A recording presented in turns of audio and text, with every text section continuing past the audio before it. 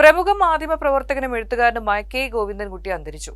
ബുധനാഴ്ച രാത്രി തിരുവനന്തപുരത്ത് വെച്ചായിരുന്നു അന്ത്യം. പ്രധാനമന്ത്രി മൊറാർജി ദേശായിക്കൊപ്പം വിമാനാപകടത്തിൽപ്പെട്ട് രക്ഷപ്പെട്ട ശേഷം അപകട വാർത്ത ലോകത്തെ അറിയിച്ചതും കമ്മ്യൂണിസ്റ്റ് പാർട്ടിയുടെ പിളർപ്പ് സ്കൂപ്പ് വാർത്തയാക്കിയതുമടക്കം ഇതിഹാസ തുല്യമായ പത്രപ്രവർത്തക ജീവിതമാണ് അവസാനിച്ചത്.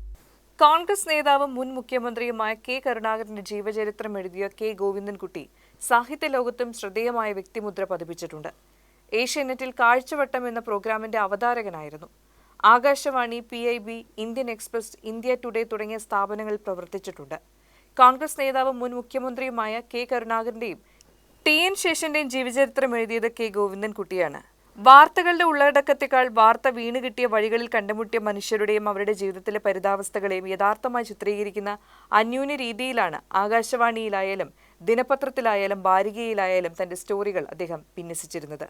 അതുകൊണ്ട് തന്നെ ഹ്യൂമൻ ഇൻട്രസ്റ്റ് സ്റ്റോറികളിൽ തങ്ങി നിന്ന കരുണയുടെയും സ്നേഹത്തിന്റെയും സൈഡ് ലൈറ്റുകളാണ് അദ്ദേഹത്തിന്റെ വാർത്തകളിലും ലേഖനങ്ങളിലുമെല്ലാം തെളിഞ്ഞു നിന്നത്. മൊറാർജി ദേശായിയോടൊപ്പം സഞ്ചരിക്കെ അസമിലെ ജോർഹട്ടിലുണ്ടായ വിമാനാപകടത്തിൽ നിന്ന് അത്ഭുതകരമായി രക്ഷപ്പെട്ട പത്രപ്രവർത്തകൻ എന്ന നിലയ്ക്ക് കൂടി കെ ഗോവിന്ദൻകുട്ടി ഇന്ത്യൻ പത്രലോകത്ത് അറിയപ്പെടുന്നു.